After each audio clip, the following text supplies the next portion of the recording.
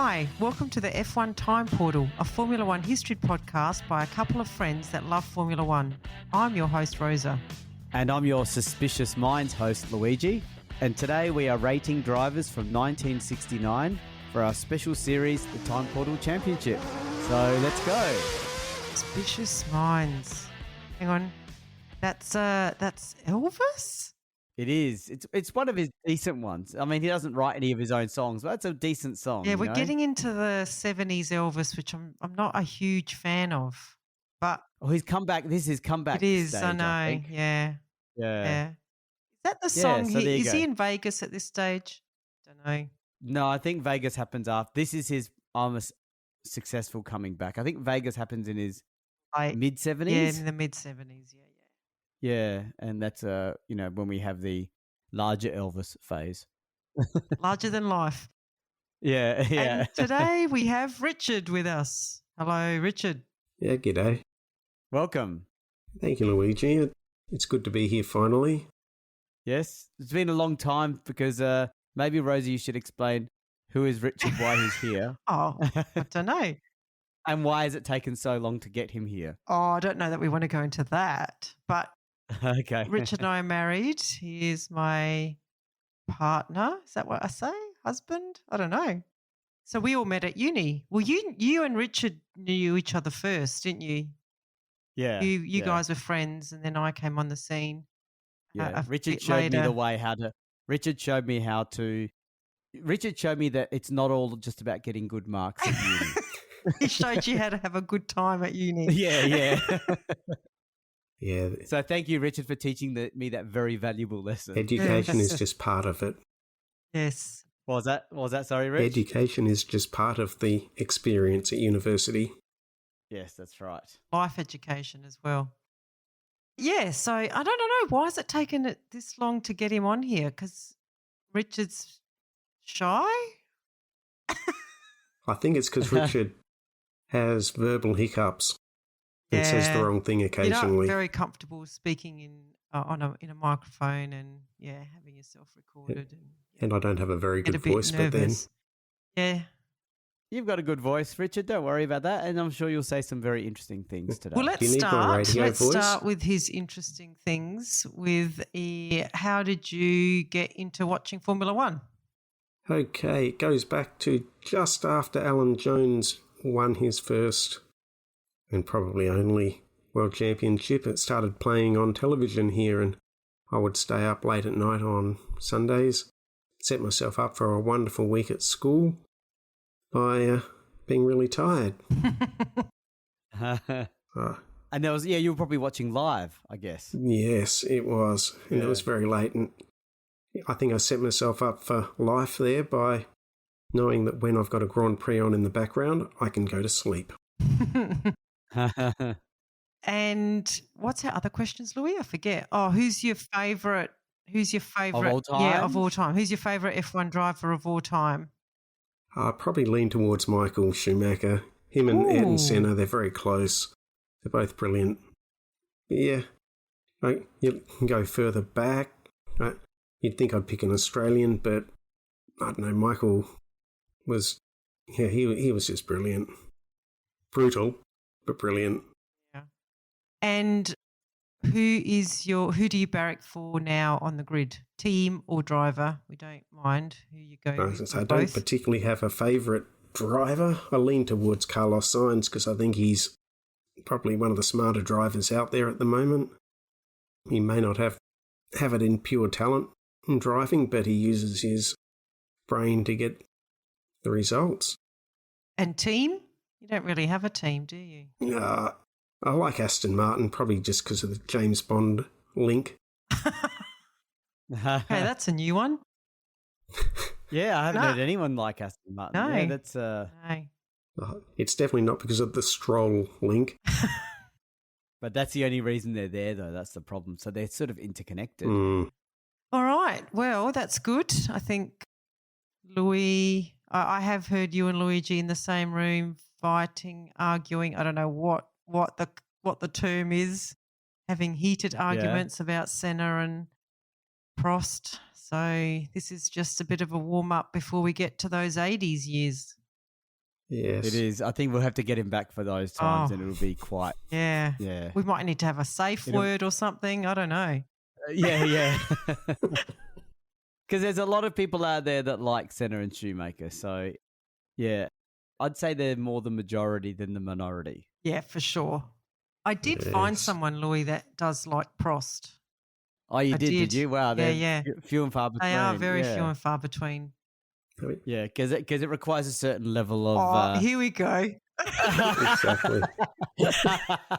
I'll just leave it at that. I'll leave it for the 80s episode.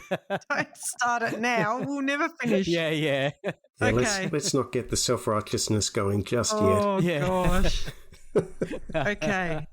Am I reading these ones? So, yes. So, You're reading them? we have a little race review, like a really, really short race review of the 1969 races, and then we will rate who we think gets the 4, 6, and 8 points for each race. Richard, you'll go first, then Louis, and then me. Got it? And Richard, you say your third place and the reason why, and second and first. And we'll interject with comments as you've probably heard in other episodes. Okay. Yep. Are we ready? Ready? Okay, Let's so do it. race 1, we're in South Africa. And this is the short summary. Brabham qualified on pole position ahead of Rent and Holm. Stewart and Amon started behind them. At the start, Stewart got up to second behind Brabham, then overtook him before the end of the first lap. Brabham's rear wing collapsed on lap 5 and had both wings cut off in the pits. This took 3 minutes and he lost a lot of time.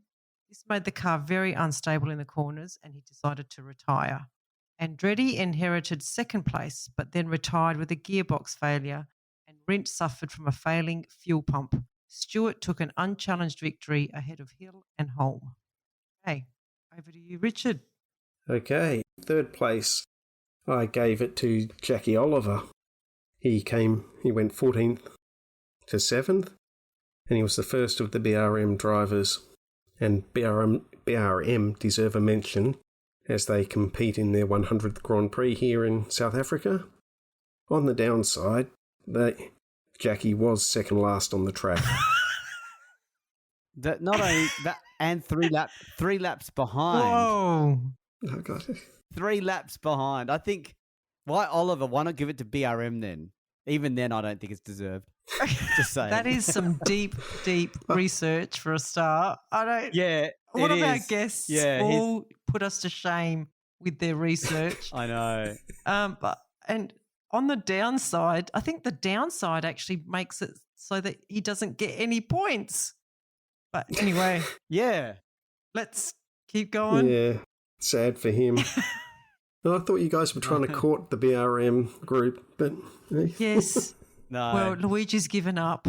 He's given up on trying to befriend the BRM group.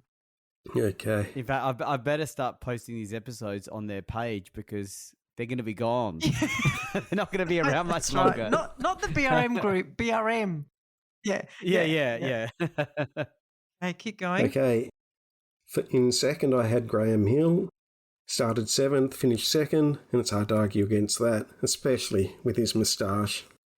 His race was also assisted by retirements. Well, I guess he's the defending champion. Yeah. But And first, Jackie Stewart, like I've written, masterclass from Stewart, taking the lead in the first lap from 4th and extending it from there. That's a good race. Yeah. okay. Shaky start, comment? but strong finish.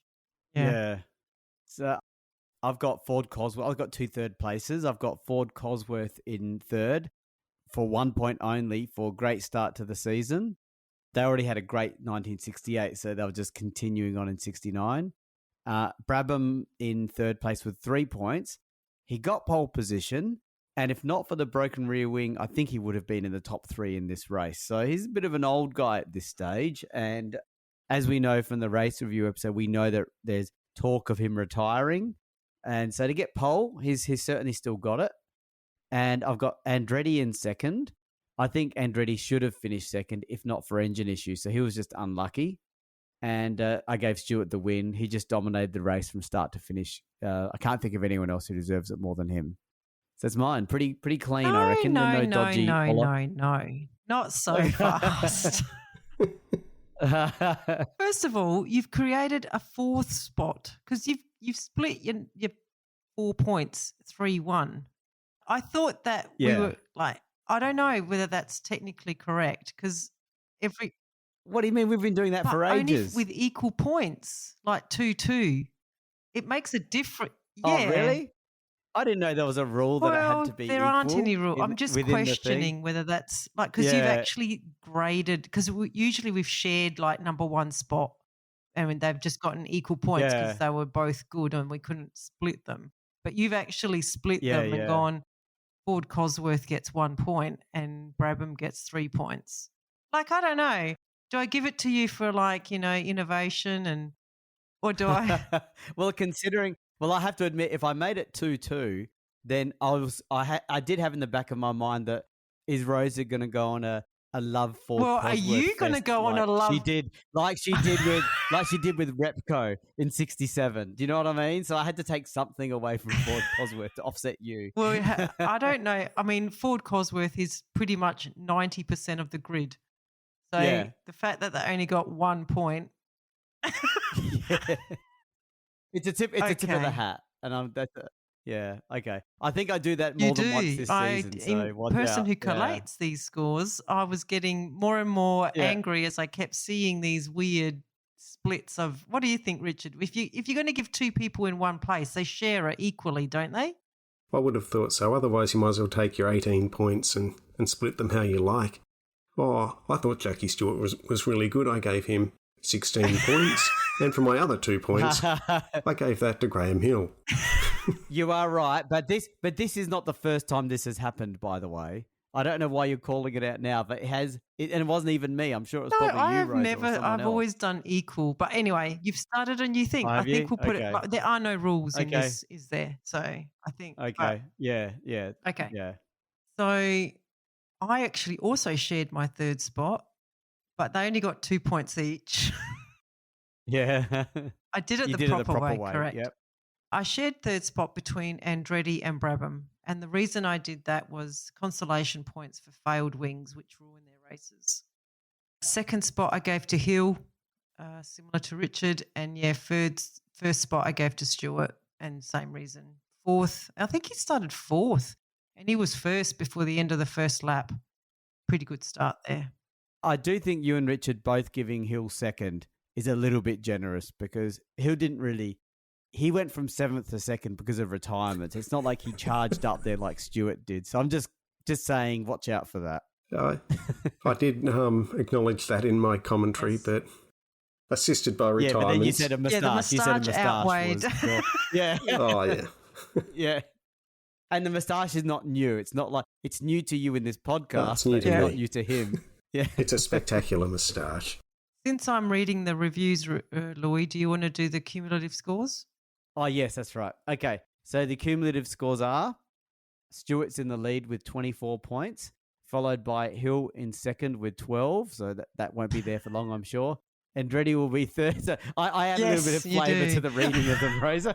Like little narky comments along the way. And Andretti in third on 8. So I was leaving it at that. So we're on to race 2 in Spain. During practice, Rindt hit a stray dog and damaged his suspension. I think the dog also died, but still managed to qualify on pole ahead of Eamon and Hill. Stewart and Brabham qualified on the second row. Only 12 drivers managed to start the race and Hill crashed out after 6 laps, but Rindt led the way without trouble. Lap 20, however, his rear wing collapsed and he crashed into the Armco barrier. He hit the wreckage of Hill's car and then overturned. Eamon inherited the lead with almost 40 seconds over Stewart until his engine blew on lap 56. While Ickx was in second place, his wing collapsed, needing a pit stop, and later his Brabham rear wishbone broke, making retirement unavoidable. Once again, Stewart was unchallenged, 2 full laps ahead of Bruce McLaren and teammate Jean-Pierre Beltoise. So I'm keen to see if you put McLaren in second. According to your rules. Anyway, go on, Rich. Okay. In third, for 3, I got Jackie Stewart. He deserves something for his dominant, if somewhat lucky, win. taking the luck portion out, I would liken it to a Prost win, whereby fast, smooth driving kept his car on the road, and there at You the end. feeling all right, Rich? That's a Prost compliment right there. Yeah. Yeah, did I read that Did right? we hear that right? Yeah, okay. I think he meant the Prost part was the luck part. No. I'm willing to acknowledge that Prost was fast and smooth. I think of him as a fast driver instead of a racer, but that's just an opinion I came to today. Okay. Okay. Second? Yeah. I put Jackie X because he would have inherited second, but for a string of bad luck. And in first, Chris Amon, and I'm not sure whether I put him in ever again. He raced away to the front in the Ferrari, dominated the race until his engine failed. Yeah, I'd agree with those tips. I have no notes. Not bad. Yeah. Okay. So I've got third. I've got Rindt in third place. He was in the lead when his wing let him down, so he was in the front, you know. I put Hill in second, mainly because while he was up there, he gets second for trying to get the message out to Rindt to protect him from the wing risk. So I just wanted to give him some credit because apparently he was racing back to try to tell the mechanics to warn Rindt that there's a problem. And the mere fact Rindt went off at exactly the same spot as Hill and even hit Hill's car was a sign that it was serious. And I wanted to give Hill credit for doing that. Yeah, fair enough. And Eamon I gave first. So Stewart, that won the race, doesn't even get in my top three, which is a bit unusual. But Eamon, he was leading by 40 seconds when his engine let him down.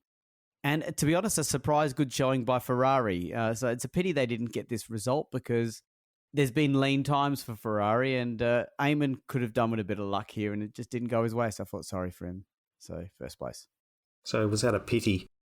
3 votes? 40 seconds lead. I mean, he would have won it. Yeah. Yeah, he had that race in the bag. Just Enzo not giving him a reliable engine. I feel as if I'm going to get Luigi-fied here. In third spot, I have McLaren. Yeah.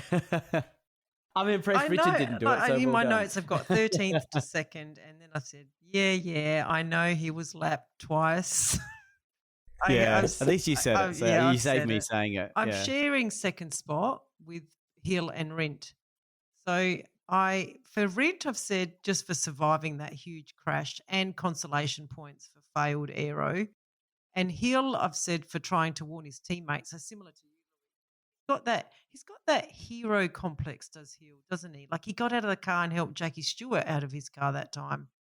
He gave up a lead, a lead. He gave up a possible podium point, finish for that as well. So he's got this man of the moment type of stuff going on. So I thought I'd give him points for that. And then, I also had Amon in first.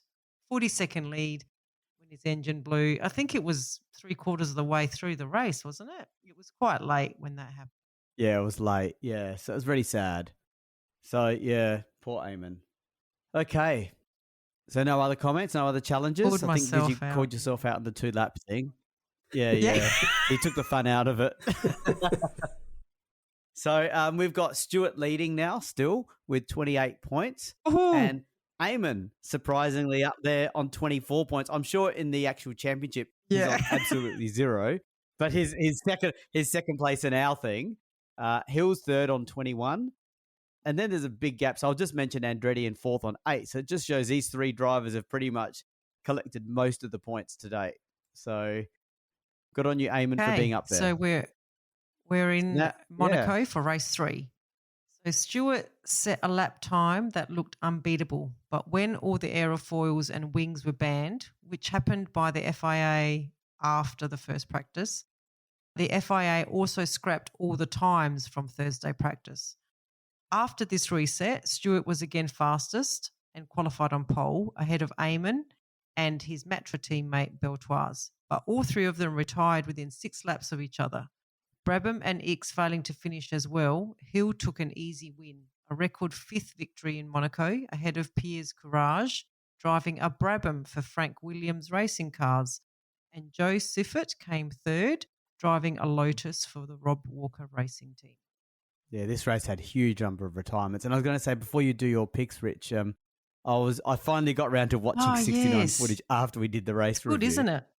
And it was really, it was really good. And the interesting thing was they talk about Graham Hill being the team leader at Lotus, because at this stage they don't know he's about to have a drop off, even though he's just won this race. And there's no spoilers here because people should have listened to the race review episode before this. And the interesting thing was, I know you said Courage came second in that Williams, but the video footage that I was watching on YouTube showed Courage in the Brabham. They just said the team was Brabham. But I mean, in those days, they probably didn't care about the details. They didn't recognize Frank Williams as being his own privateer. But anyway, over to you, Rich. Sorry, I just wanted to mention some memories. Okay, it's all good. In third, I had CSI, which, as you've pointed out, is the FIA, for making such a huge safety change on it during a Grand Prix weekend, making sure the mechanics had to stay up late based on a whim, or correct whim, but yeah. A letter from I don't know that it was a whim, but they did react late. They didn't, they left it. Because I think there was 2 weeks between the Spain and this Grand Prix, the Spanish Grand Prix and this. So they should have acted faster, but yeah, they finally acted. Yeah. Yes, so second, a name you'll hear a few more times, I reckon, Jackie Stewart. He looked very comfortable in the lead when the drive shaft broke. He could have made it 3 from 3 in an awesome start to the season. And in first, I put Graham Hill. Now, I've written my comment, first to the 60s version of Mr. Monaco.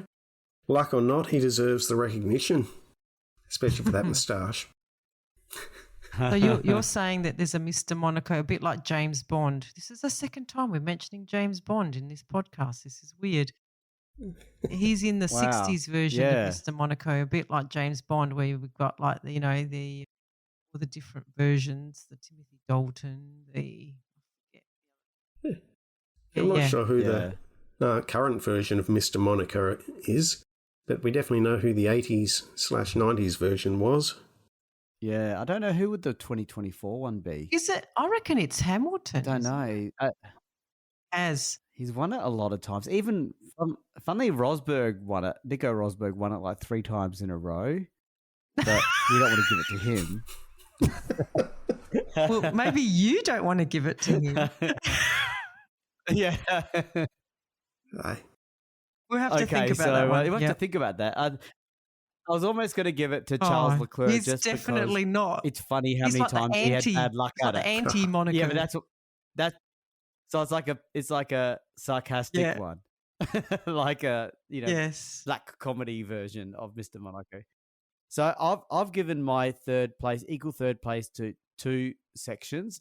The full race helmet. So Rosa was the one that flagged. It was the first time that a race winner had a full face helmet, and the YouTube video that I watched showed Graham Hill putting the helmet on, and they said they made a comment. They made it was like a knight a gladiator going into battle. Wow.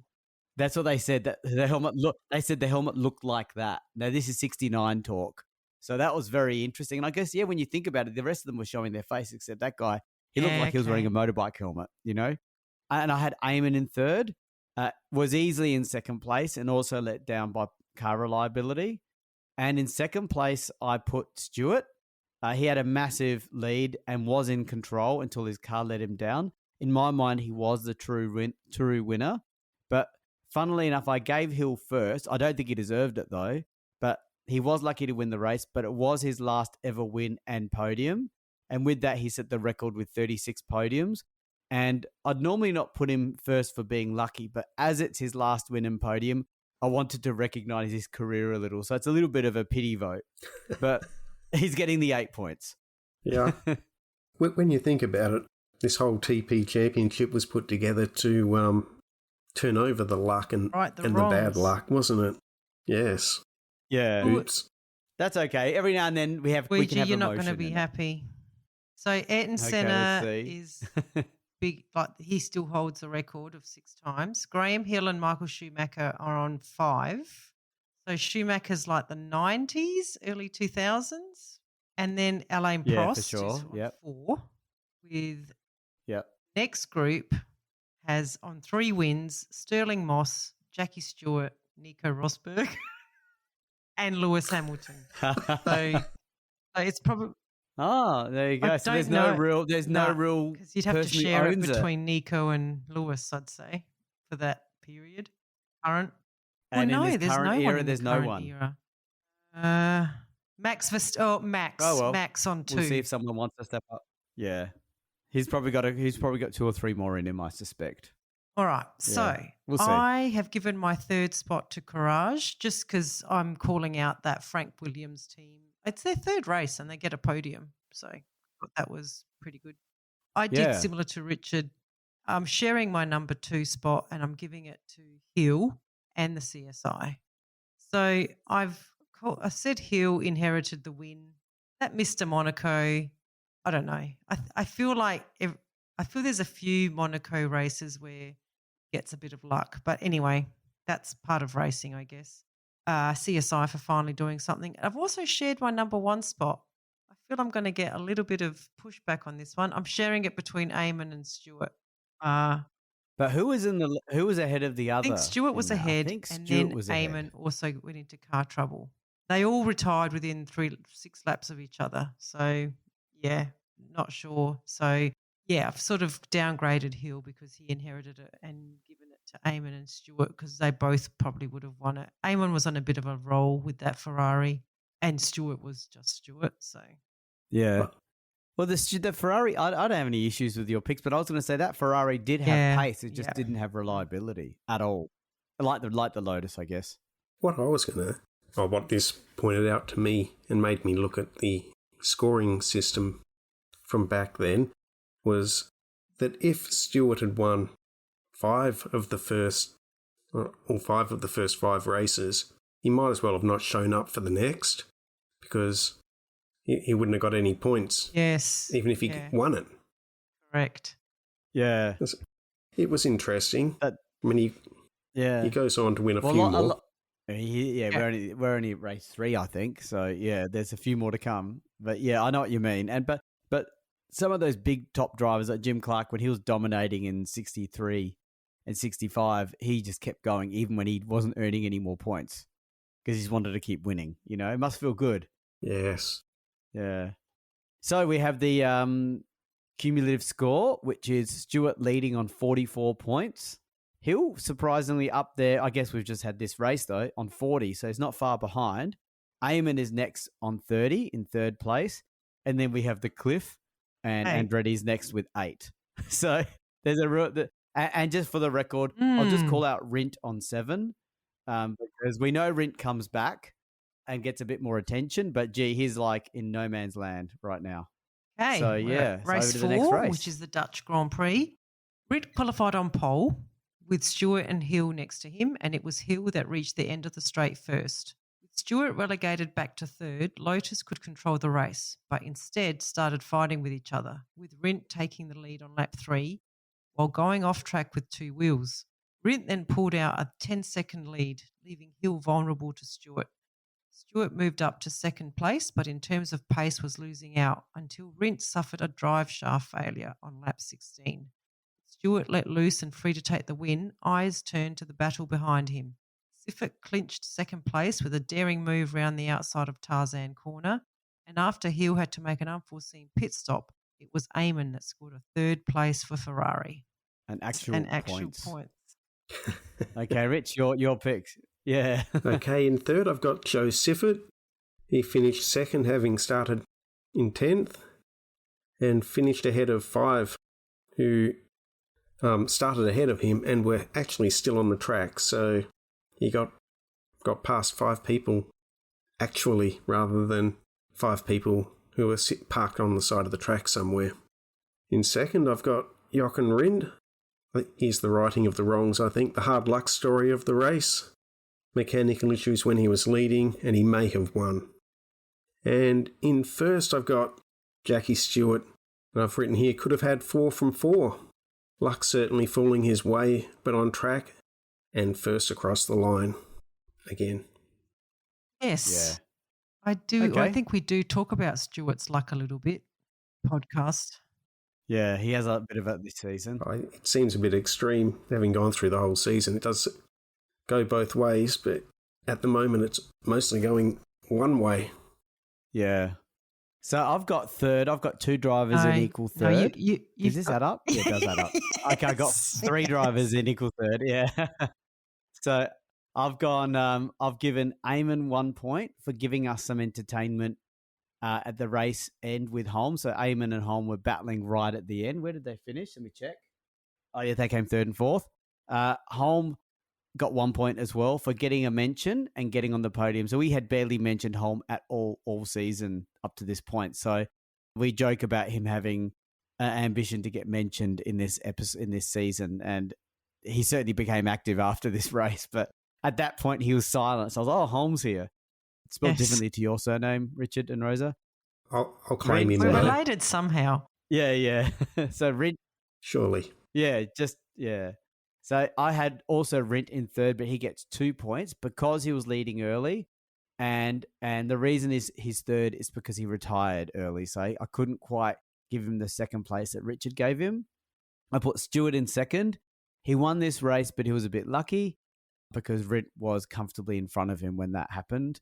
And I gave Siffert the win, actually, for a strong drive to go from 10th to 2nd. And I will say that when I was watching some of the YouTube footage, Siffert looks pretty cool. Like, he's really got the look, you know, he had the sunnies, he had the aviators on, the sideburns, and he's like a younger, better version of Graham Hill because he had the moustache. He had the moustache as well, but better. So you're telling me that you think he's hot and that's why he got the points.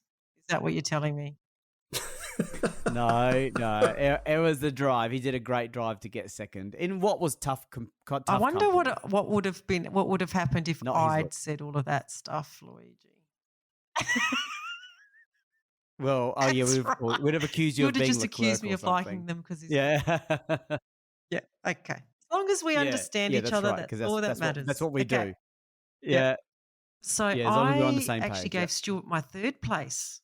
Good fight with Rint while it lasted and took the win, albeit lucky, is what I've said. I marked him down. Hey. Yeah, I'm waiting for your you're making notes. I gave Sifford second because he's hot. And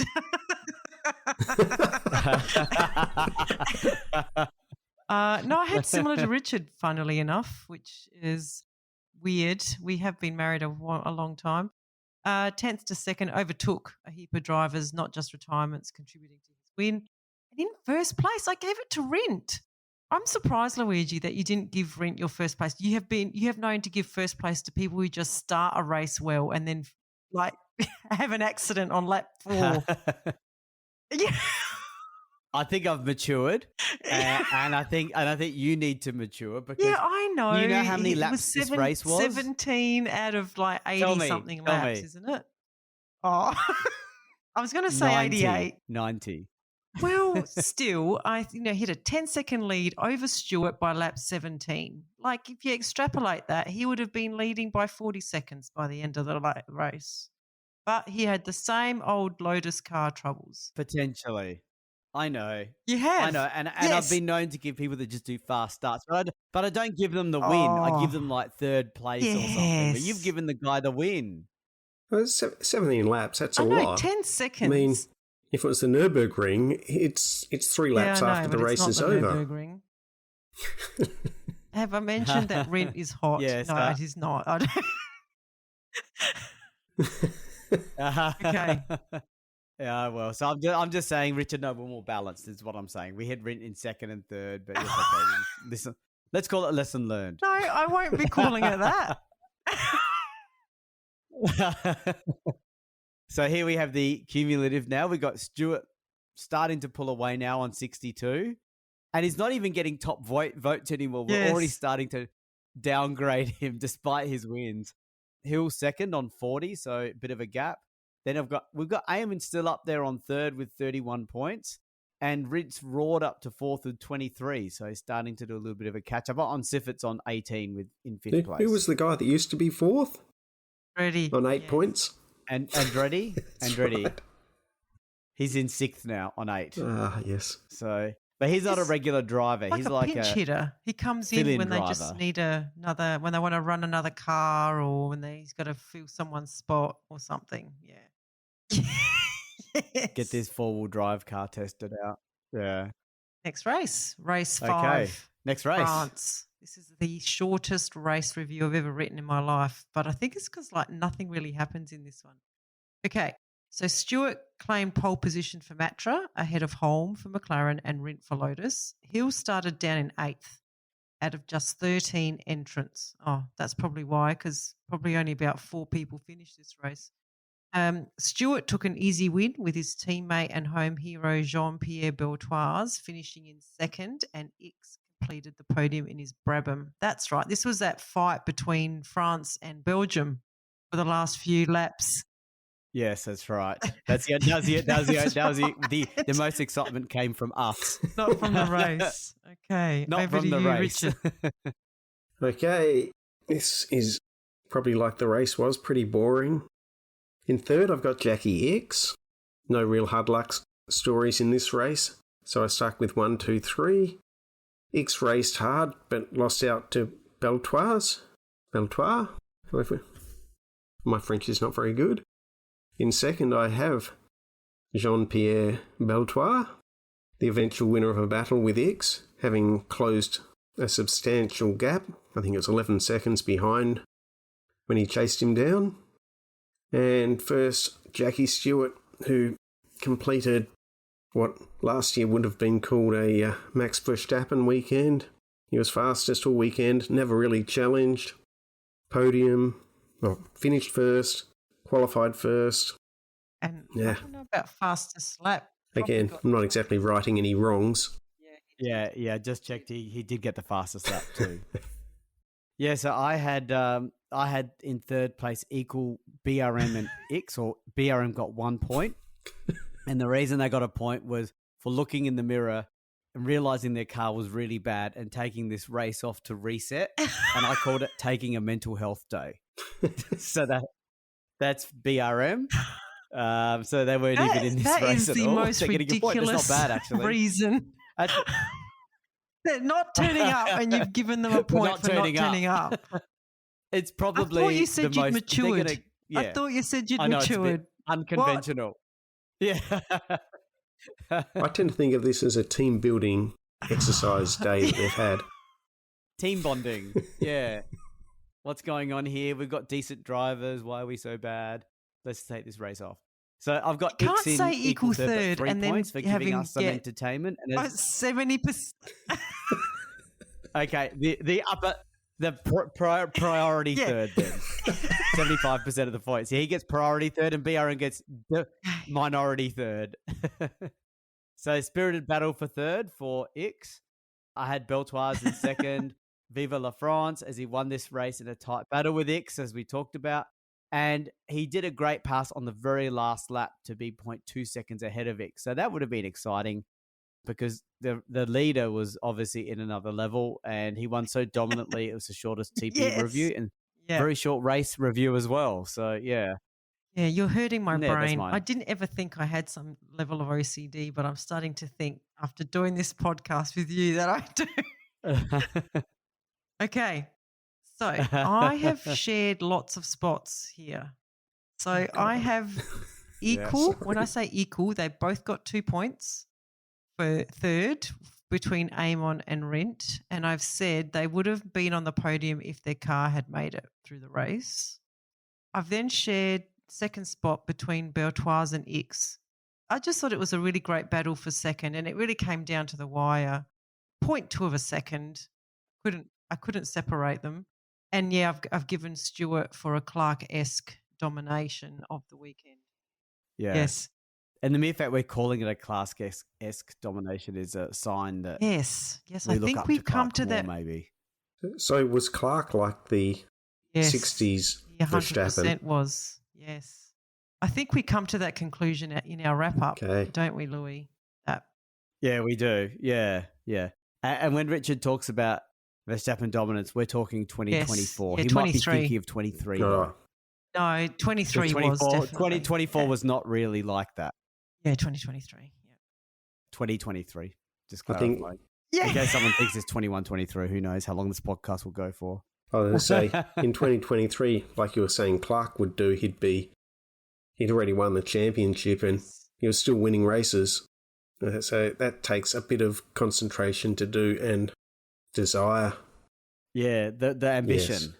Okay, so cumulative results. We've got Stewart leading, really pulling away now.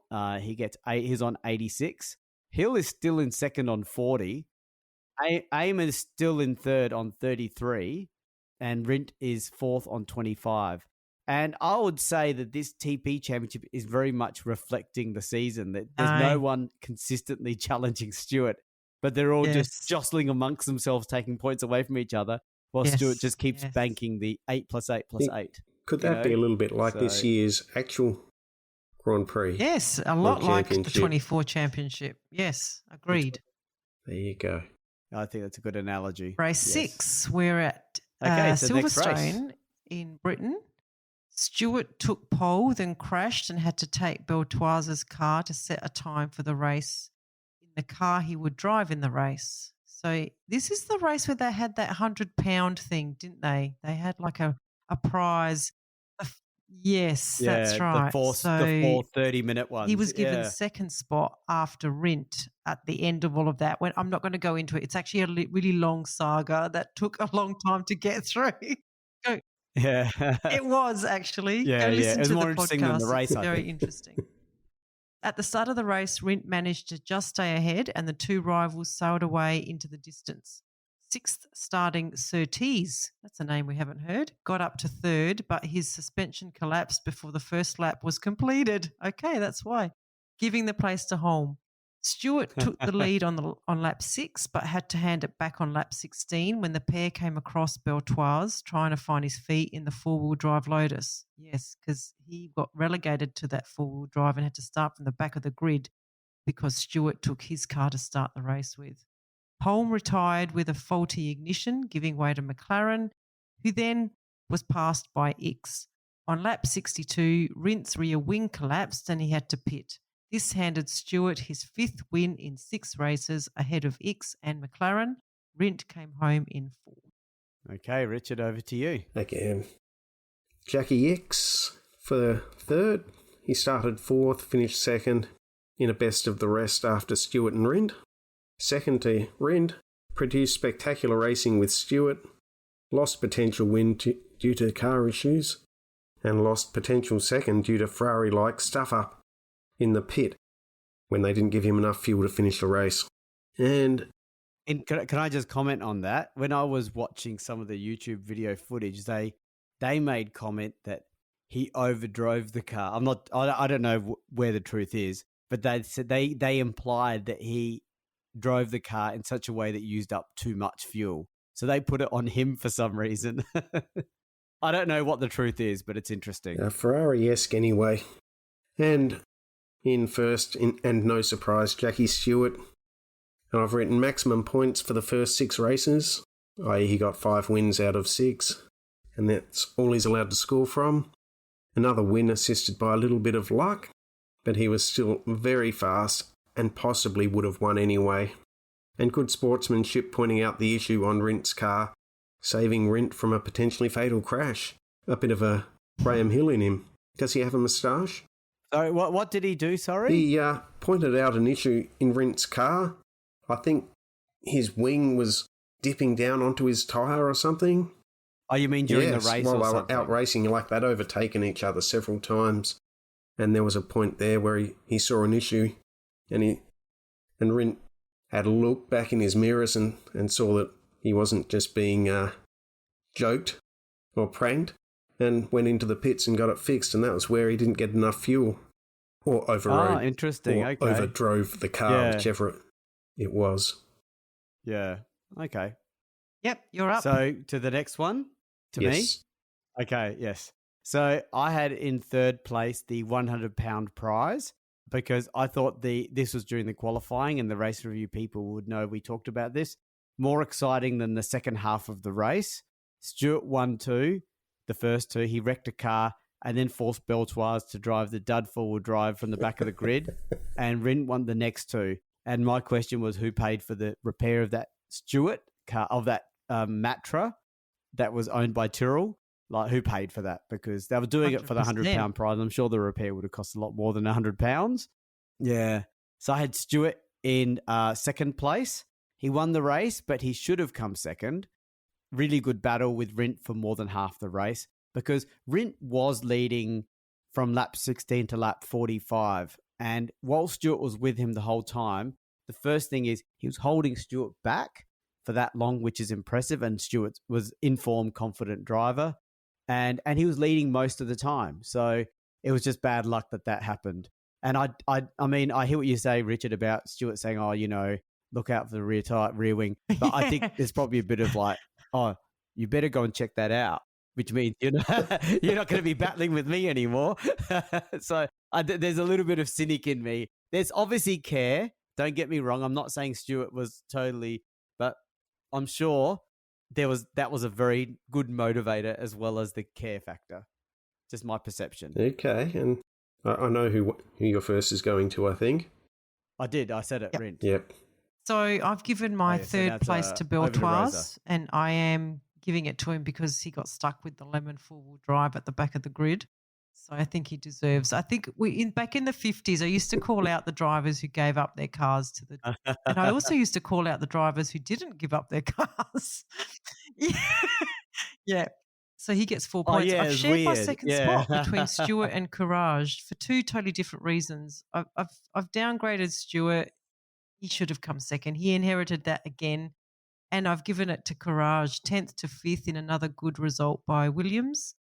Very excited about this Williams connection, I see. And then I've given Rent my first spot. He should have won if that car was more reliable. Yeah. Yeah. Okay. I've dug up my research. Oh, about the Stewart Rint thing. They're saying they constantly overtook each other by slipstreaming. It was on one of these occasions towards the end when Stewart signalled to Rint as he drew alongside that the end plate of his rear wing had come loose and was fouling the left rear tyre each time Rint flung his Lotus through a fast right-hander. Rint confirmed it in his mirror and was forced to pit. However, his team failed to put enough fuel into the car to enable him to finish the race. I don't know. You're right, Louis. That could have just been written by a Stewart fan. That's right, exactly. Yeah, like whitewashing the history of his reputation. Yeah. Dirk dastardly hanging over, unscrewing the bolts of the wing so that it falls onto the tyre.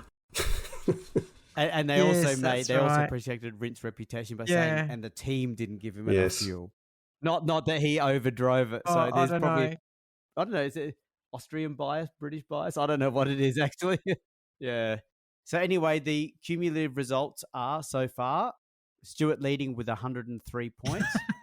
Rint is now up into second, but only not even half the points, 47. And Hill is still in third on 40. He hasn't had any points for a while now. And Aim is still up there in fourth, also no points for a while with 33. And it's starting to wake up a little bit and getting into fifth place with 20 points. I think we might leave it there for part one. We've got quite a few races to go and we've been gas bagging a lot. So we'll come back and do part two. Yes. Bye. Okay. Bye, everyone. We have a Patreon. Yay, we're a professional podcast now. So it means a lot to us if you are able to support the F1 Time Portal podcast. For a small monthly fee, you not only get ad-free podcast content, you will also receive special episodes that are exclusively uploaded for our Patreon financial supporters. We promise at least 2 additional exclusive episodes each month aligned to the decade we are up to in the show. And you will also be able to make suggestions about any special episodes you may want us to research and present. We can't promise that we can do all of them, but we will consider them. So, if that sounds like an entertainment bargain to you, go and sign up at patreon.com/F1 Time Portal today. If you're enjoying our podcast, please tell your friends and non-F1 friends alike. Yeah, and don't forget to rate us 5 stars or whatever highest is available on the podcast platform that you use. We have a range of social media handles for you to connect with fellow listeners, so look up F1 Time Portal on all the usual platforms. Or visit us at www.f1timeportal.com or email us at f1timeportal@gmail.com. We would like to give credit to our primary reference materials, a series of books called Grand Prix by Mike Lang. We also use many other written and digital references, which are in our show notes. Thank you for your support. Thank you.